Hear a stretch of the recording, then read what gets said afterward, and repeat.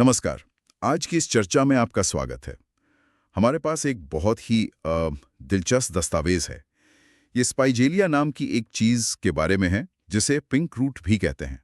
और हमारा मकसद है ये जानना कि ये स्रोत हमें बताता क्या है, मतलब ये किस तरह के इंसान की तस्वीर बनाता है। चलिए इसे समझते हैं। बिल्कुल। और यहाँ जो सबसे दिलचस्प बात है ना, वो है इसका विस्तार। ये सिर्फ बीमारियों की एक लिस्ट नहीं है। ये एक खास तरह के व्यक्ति की पूरी तस्वीर पेश करता है। स्रोत में रक्तताल्पता से पीड़ित, कमजोर, गठिया वाले लोग, यहाँ तक कि हल्के बारों वालों का भी जिक्र है। इस लेवल का जो विवरण है ना, वो इसे बहुत खास बनाता है। तो चलिए इसकी जो सामान्य तस्वीर है, पहले वहां से शुरू करते हैं। स्रोत एक ऐसे व्यक्ति का वर्णन करता है जो पीला, दुबला, फूला हुआ, कमजोर है, जिसकी त्वचा झुर्रीदार, पीली, मिट्टी जैसी है। लेकिन जो बात सबसे ज्यादा ध्यान खींचती है वो है संवेदनशीलता। इसमें लिखा है कि शरीर छूने पर दर्द करता है और जिस हिस्से को छुआ जाता है वो ठंडा महसूस होता है। मतलब एक स्पर्श पूरे शरीर में सिहरन पैदा कर सकता है। हाँ, और ये संवेदनशीलता सिर्फ शारीरिक नहीं है। स्रोत एक बड़े अजीब डर का भी जिक्र करता है। तेज नुकीली चीजों, पिन, सुइयों, इन सब से डर। ये सीधे सीधे नर्वस सिस्टम की एक एक बहुत ज्यादा उत्तेजित अवस्था की तरफ इशारा करता है, जो इस पूरे वर्णन में बार बार सामने आएगी। ठीक है, अब इसके सबसे सबसे ज्यादा डिटेल्ड लक्षणों में से एक को समझते हैं। सिर दर्द। इसका वर्णन तो मतलब अविश्वसनीय रूप से सटीक है।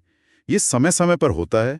सुबह मस्तिष्क के निचले हिस्से से शुरू होता है, फिर पूरे सिर में फैलकर बाईं आंख, आंख के गड्ढे और कनपट्टी में जाके सेटल हो जाता है। सूर्योदय के साथ शुरू होता है, दोपहर में अपने चरम पर होता है और सूर्यास्त तक कम हो जाता है। ये जो सूरज के चक्कर के साथ इसका जुड़ाव है ना, ये एक बहुत ही आकर्षक डिटेल है। दर्द को धड़कता हुआ, हिंसक और तेज बताया गया है। और इसके साथ जो आंखों का दर्द है वो तो बहुत ही तीव्र लगता है। आंखों की पुतलियों में असहनीय दबाने वाला दर्द, इस हद तक कि व्यक्ति पूरे शरीर को घुमाए बिना अपनी आंखें नहीं घुमा सकता। और ये अजीब सा एहसास कि जैसे आंखें ऑर्बिट के लिए बहुत बड़ी हो गई हों। बिल्कुल, ये दर्द की गंभीरता को दिखाता है। स्रोत में सिर के चारों ओर एक बैंड बंधे होने के एहसास का भी उल्लेख है, और साथ ही आंखों की पुतलियों से लेकर सिर के पिछले हिस्से तक वो जो तेज चुभने वाला दर्द है, खासकर ठंडे नम बारिश के मौसम में, वो इस प्रोफाइल में एक और परत जोड़ देता है। तो स्रोत सिर्फ सिर तक ही नहीं रुकता, ये हृदय की तरफ भी बढ़ता है।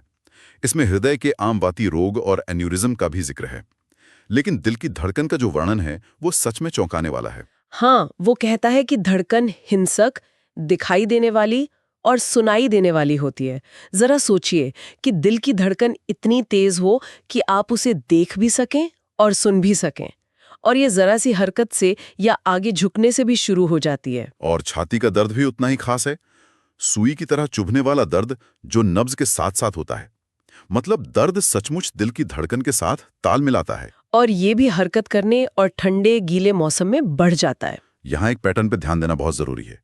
हरकत, हिलना डुलना या कोई भी झटका, हरकत के प्रति ये जो अत्यधिक संवेदनशीलता है वो बार बार सामने आती है।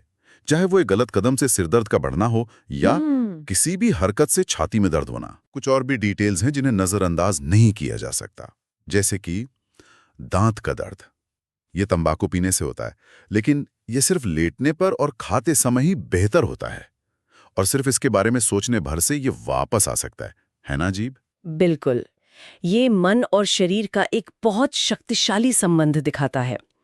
एक और असामान्य लक्षण है हकलाना, पहले अक्षर को 3 या 4 बार दोहराना, और ये खास तौर पर पेट की बीमारियों या पेट में कीड़ों से जुड़ा हुआ है।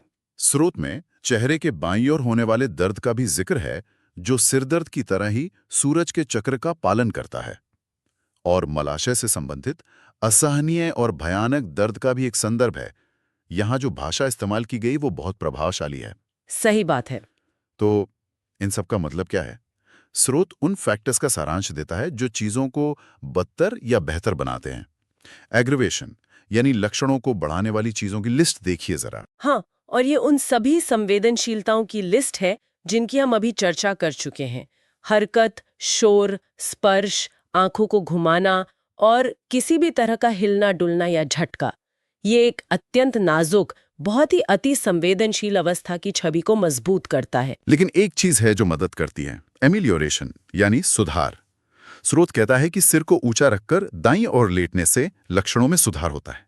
ये बहुत ही सटीक है। और ये पहले बताई गई सांस लेने में तकलीफ से जुड़ता है, जहां व्यक्ति को अपना सिर ऊंचा रखकर दाईं ओर लेटना पड़ता है। ये एक ऐसी स्थिति है जो शायद हृदय और फेफड़ों पर दबाव कम करती है और इस संकट की स्थिति में कुछ राहत देती है। तो आज हमने इस स्रोत से स्पाइजियलिया के प्रोफाइल को समझा। ये अत्यधिक संवेदनशीलता, तेज एक जगह पर केंद्रित दर्द और ऐसे लक्षणों की एक तस्वीर है जो अक्सर एक तय चक्र का पालन करते हैं, जैसे कि सूरज का चक्र। बिल्कुल। यहाँ जो बात आकर्षक है वो है डिटेल्ड ऑब्जर्वेशन का लेवल।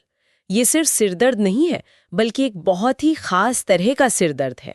सिर्फ सीने में दर्द नहीं, बल्कि ऐसा दर्द जो नब्ज के साथ साथ होता है। ये जो सटीकता है ना, यही इस पूरी चर्चा का मुख्य निष्कर्ष है। और ये हमें एक आखिरी विचार की तरफ ले जाता है। पाठ में उल्लेख है कि दांत का दर्द सिर्फ इसके बारे में सोचने से वापस आ सकता है।